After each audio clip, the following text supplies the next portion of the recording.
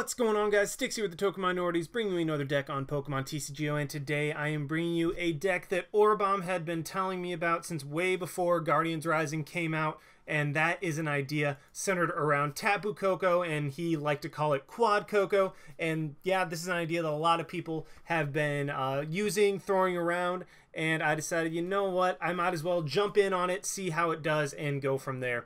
But before I get into the deck, just a reminder that if you guys liked this video or found it helpful, please leave a like, drop a comment, click that subscribe button. Helps us out a ton and lets us do more cool stuff for you guys. And as for the question of the day, Guardians Rising has been out for a while now, a very long while. It's started to make its way into tournaments. Well, actually hasn't started making its way into tournaments. It is in tournaments. It's making big impacts in tournaments. And so people have had plenty of time to test around, mess around, try out different things. And my question is, what is your favorite deck that has come out as a result of Guardians Rising? And that doesn't necessarily mean what is the best deck, because, I mean, come on, that's kind of sort of Garbodor, and there's not necessarily any two ways about it, because Garbodor is insanely powerful and insanely popular right now.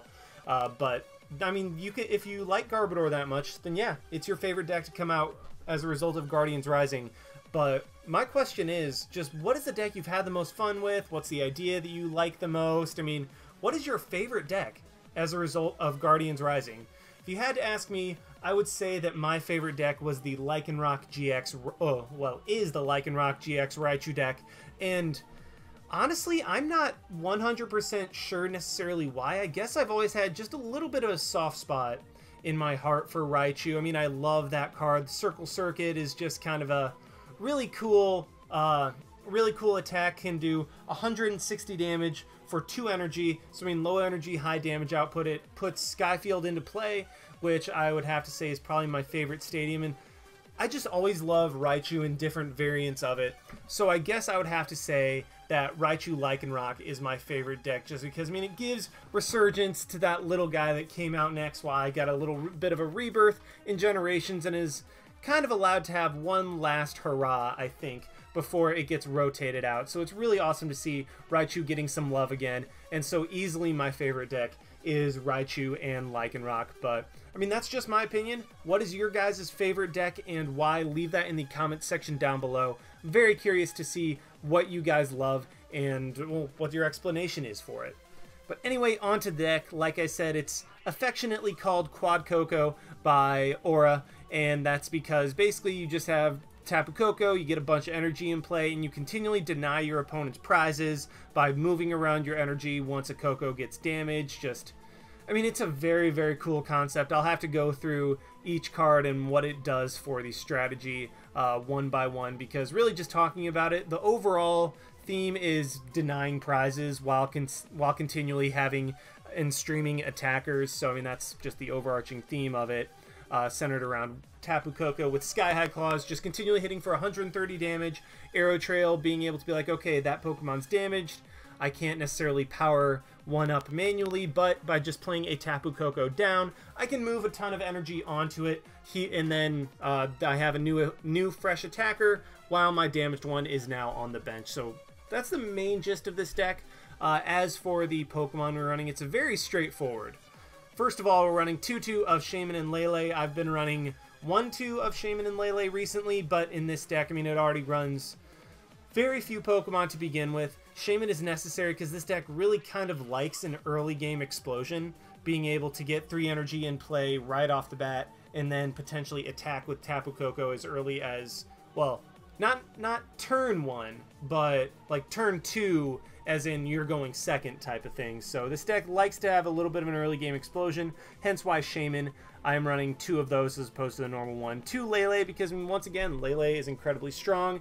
It is a great backup attacker, something that we can Max Elixir to attach to, and it's not necessarily like a wasted attachment.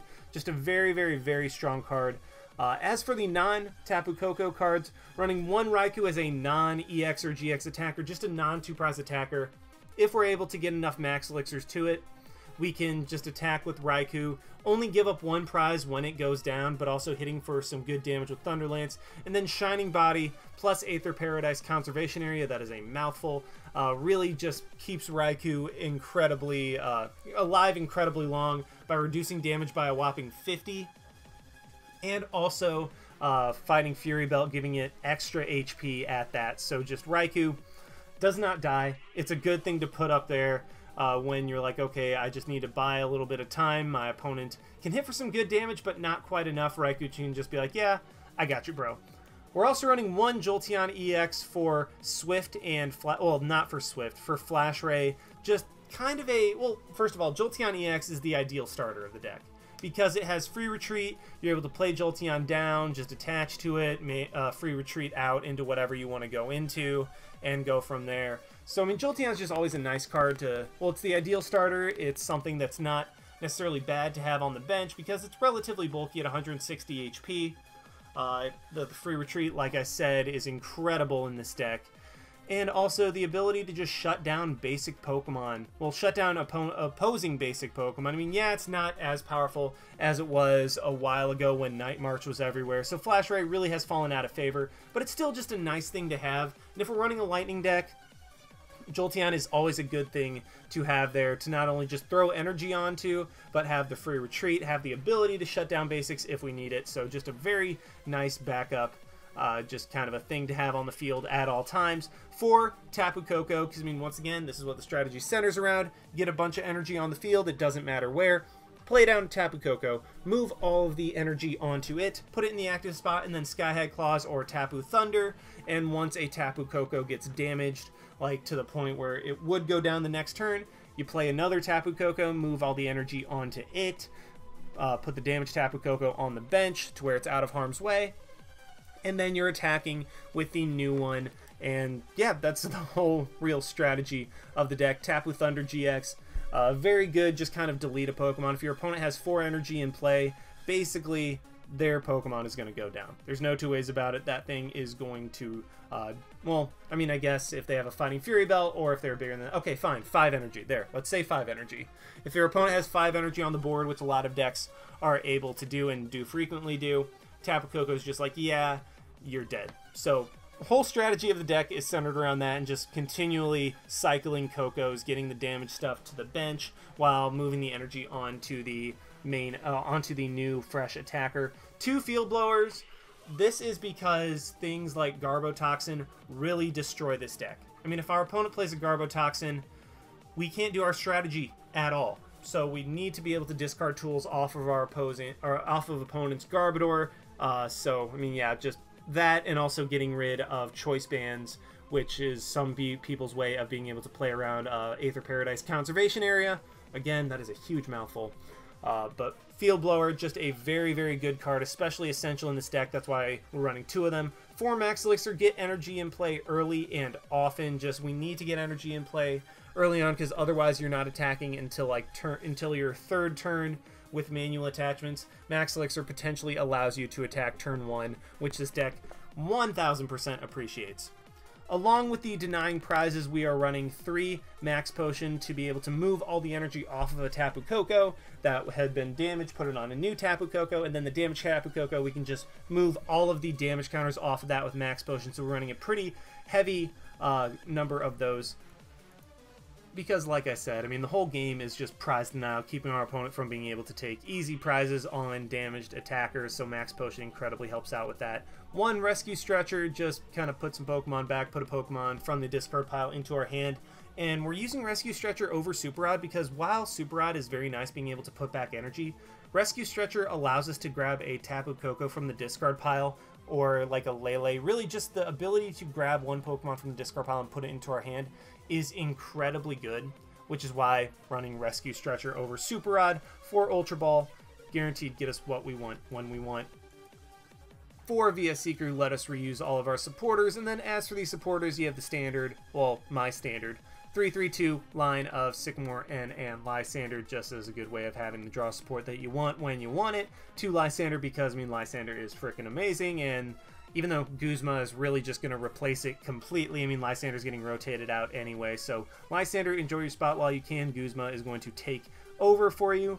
One, Skyla to search for like a Max Potion, Max Elixir, Aether Paradise Conservation Area.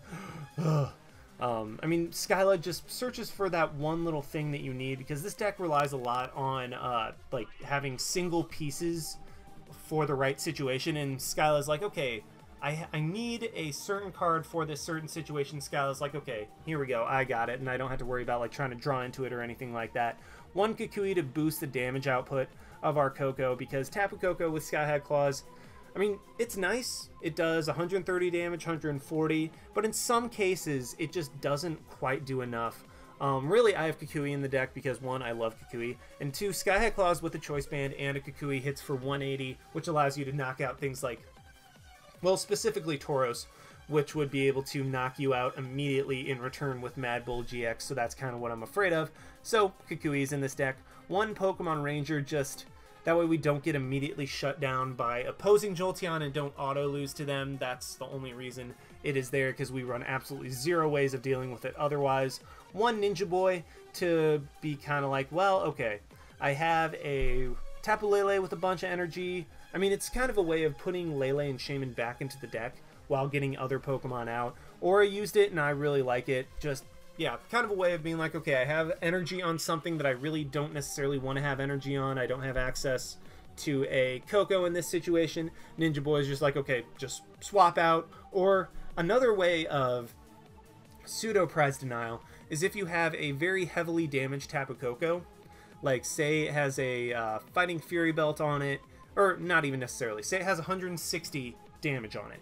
You play down a new Tapu Koko, move all the energy onto it, and say you don't have a Max Potion, you just Ninja Boy, go into like Raikou, which is one prize, and then Raikou gets knocked out, your opponent gets one prize, but they wouldn't have gotten two that they would have gotten off the Koko. That also puts another Koko back in the deck for you to be able to use Arrow Trail. So basically it's just kind of a recycling Kokos, be able to continually Arrow Trail into fresh attackers. One Hex Maniac just to shut down our opponent's abilities, just kind of slow them down, just disrupt them, that type of thing. For Aether Paradise Conservation Areas, instead of Rough Seas, because I mean we have healing with Max Potion, and your basic Grass and basic Lightning Pokemon take 30 less damage from opponent's attacks.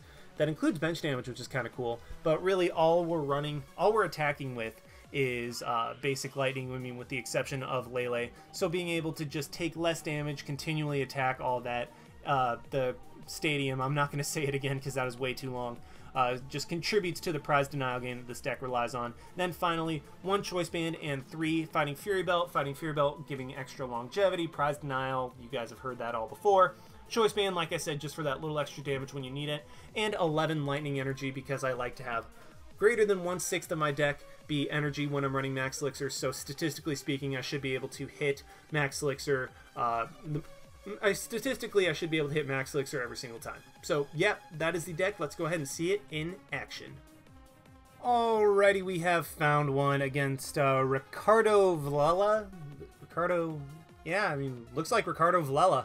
I mean, I have no idea how else to say that last name. We do win the coin flip, so we do get to go first. I mean, this deck can potentially attack on turn 2, but it obviously prefers turn 1. And I start off with actually a very solid starter for this deck.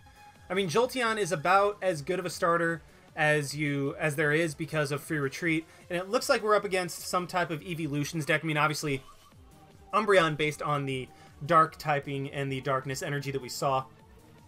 But is it an Umbreon Hammers deck? Or is it just an Umbreon with multiple types deck? So this is actually kind of unfortunate that I draw into all this energy immediately. So let's go ahead and Ultra Ball, get rid of the Sycamore and the Rescue Stretcher, because I'm going to end. I want to put this energy back in my deck. Let's grab a Raikou so that I have a Pokemon to put energy on if I want to Max Elixir. And then just end, see what I can get, see if I can get a... That's not handy. Unfortunate. So let's actually Fighting Fury. Do I want to Fighting? No, let's not. Let's save. I want to save it for the Koko. I really do. If I can just hit a Max Elixir next turn. Never mind. This is an Umbreon Hammers deck. Alrighty, this is gonna be annoying. Luckily, it gets Tails. We see another one. All right, please get Tails. I mean, I hate Crushing Hammer. Yay. Okay, so now. Who gets 3 Crushing Hammers in their opening hand? Okay, all tails, you know what? I don't even care. I deserve that. Who gets 3 Crushing Hammer in their opening hand? Holy crap. Does get an Escape Rope. Honestly, that's fine because when Koko comes in, it just gets energy onto it. And, I mean, Raikou, at least it's a non-EX attacker. So, if my opponent knocks out this Raikou, I don't care. That is just fine with me. And actually, with the combination of Aether Paradise Conservation Area, that is a mouthful, and Lightning Body, Umbreon will only be doing 40 damage to me. Wow, when I say that out loud, jeez. That's insane. 90 damage Shadow Bullet, usually enough to 2-hit KO some EXs. Some EXs and GXs. All of a sudden, it's a 4-hit KO on a 120 HP Raikou. That is nuts. But, on the bright side, I mean, again, I really just want a Max Elixir. If I can get the Max Elixir and hit it, then I'm going to be able to Tapu Koko and hit for some really good damage. So, let's energy up the Raikou. And then, I mean, I hate to do this, but I have so many playable cards in my hand that I just don't want to play right now. I want to save the Fighting Fury Belt for the Koko. Well, that works. Alright, let's see. Can I hit this Max Elixir?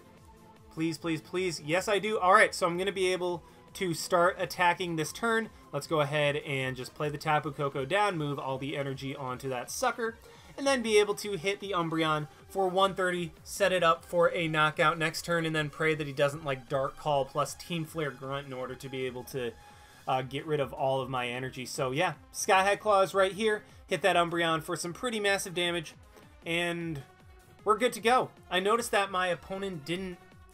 Wait, why didn't my opponent strafe last turn? I honestly have no idea why he didn't strafe. That would have been the better... That would have been the better play in my opinion, because yeah, he would have only done... Actually, no. Oh wait, never mind. Strafe only does 30. I keep thinking he does 40 for some reason, but actually wouldn't have done anything at all because of Aether Paradise Conservation Area. So great for me. What I am gonna do right here, hate to do this, but I'm just gonna Sycamore all my resources because I really don't have another play in particular. If I do hit both these Max Elixirs, though, I do have a play. So I hit one, throw it onto the Jolteon. Can I hit a second one? Because if I do, I'll be able to knock out this Jolteon, or this Umbreon. And unfortunately, I do not. So let's just go ahead and, yeah, let's just energy up the Jolteon and call it a turn. Luckily, 3 of my opponent's Crushing Hammers are gone. My opponent's GX attack is gone. So while he can hit my Tapu Koko, I'll still be able to, I'll just be able to bring in a new Koko, Fighting Fury Belt up that thing, and then Arrow Trail in and knock out this Umbreon. And I even have a Lysandre to bring up a Shaymin next turn, so I'm in a perfect position. My opponent can't even Team Flare Grunt my Jolteon because it's not active. He does Lysandre. What's he going to bring in? Huh. Is he going to bring in the Shaymin, maybe? That'd be what I think my opponent... Yep, he does bring in the Shaymin so that he can set it up for a Shadow Bullet next turn. Good play by my opponent. Aether Paradise Conservation Area.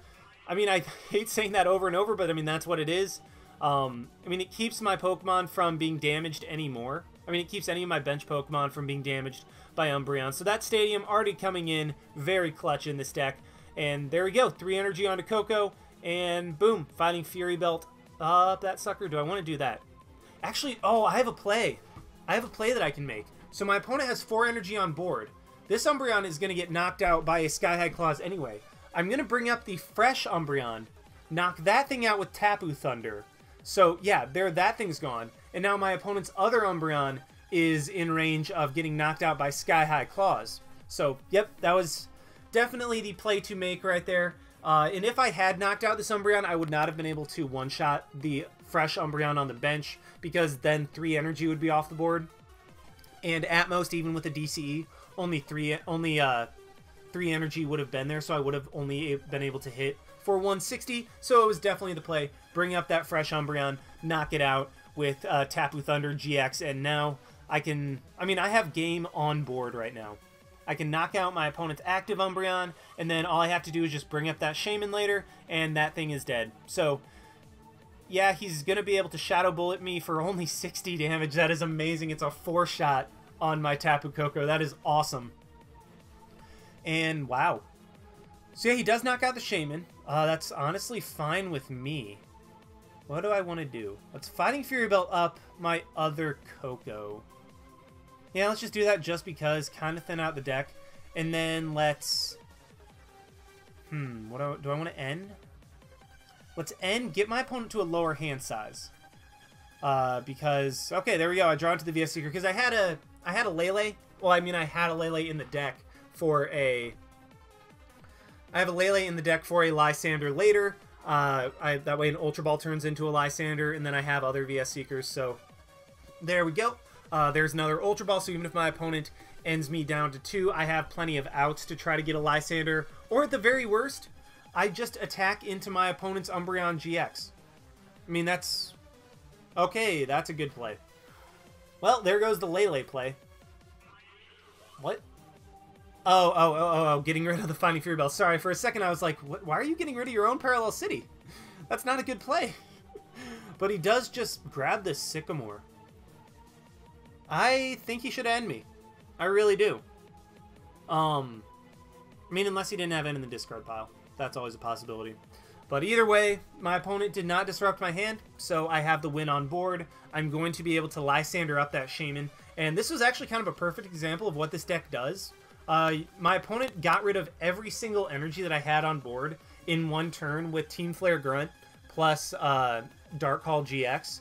And just like that, with hitting a Max Elixir and then 2 attachments, all of a sudden I had a Tapu Koko back on the board, back attacking, and my opponent just could not... my opponent could not respond to that. He's going to play a Lele down.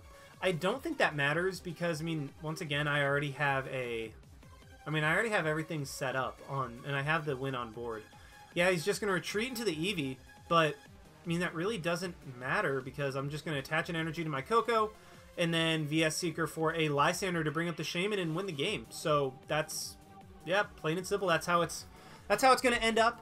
Tapu Koko able to come through. Yes, I will admit we got very, very lucky on the 3 Crushing Hammer. Like, I'm no two ways about it. It was very lucky that my opponent flipped tails on all of them, and I'm never going to say different.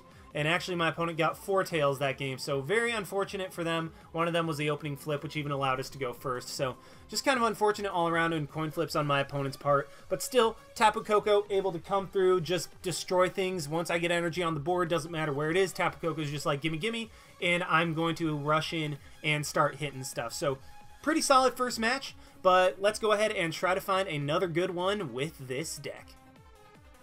Alrighty, we found another one against Pancho Poblete? Maybe that's how you say it? I have no idea.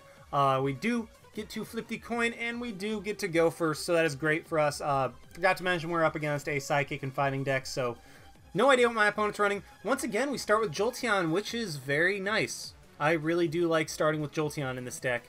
It's a very, very good starter because of that free retreat, and also, I mean, the ability to... shut off basics is always nice. Not so much in this meta anymore because GXs are literally the new meta and they're evolved. But oh boy, this is not good. So we are up against a Garbodor deck, which is very bad, which means that I'm going to have to be careful about how I play my items.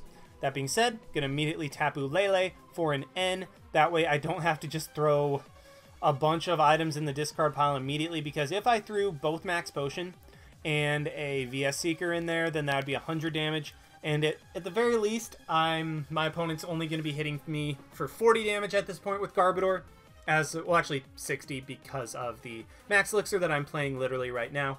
And yeah, let's end the turn right there. What's nice is actually Tapu Lele. If my opponent plays an energy onto Trubbish, Tapu Lele is going to be able to knock it out. So once again, Tapu Lele coming through as a great backup attacker in a deck that's not Garbodor, or that's not a support Pokemon that is coming through as a great backup attacker. That's what I was trying to say before I got tongue-tied. Either way, not sure. So let's see, Trubbish. Oh, Trubbish Drampa, that's kind of cool. Don't really have to worry about the fighting type in my opponent's deck because, yeah, that can be a little bit troublesome, usually for lightning decks. But in this deck, we don't care about fighting Pokemon because, I mean, yeah, Jolteon and Raikou care, but what am I trying to say?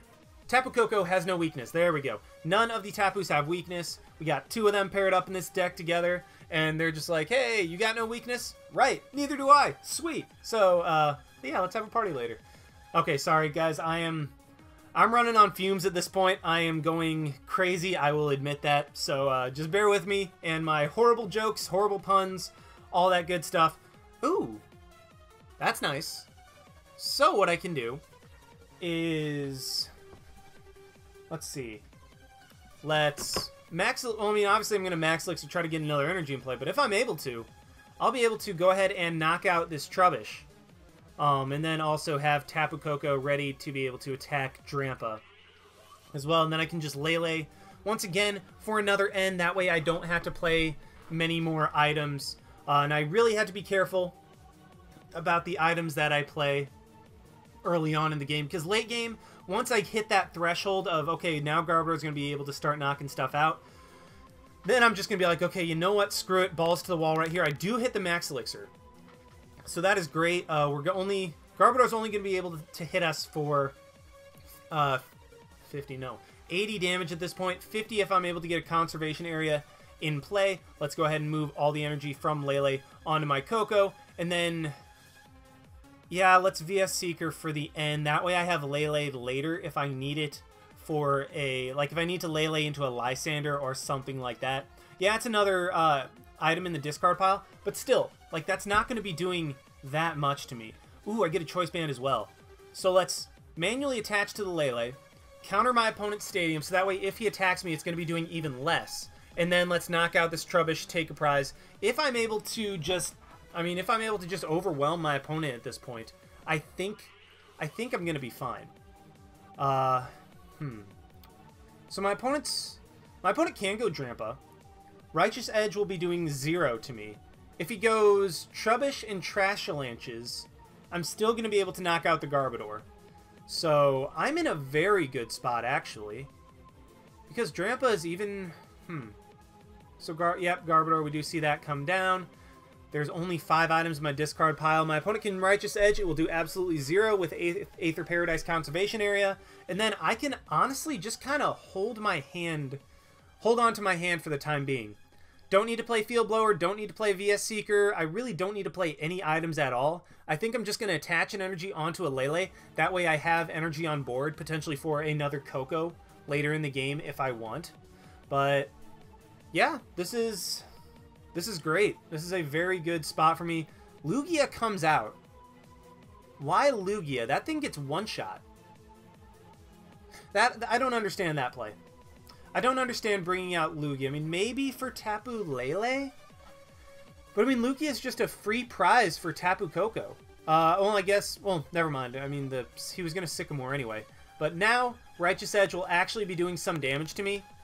Not a big deal at all, because I'll be able to hit the Drampa for 130 damage with Sky High Claws, and I don't need to use any other items this turn. So yeah, I mean, I have 0 reason to play any of my hand. I mean, maybe just the Kukui, so that I can get some more options for next turn. But even then, I don't need to.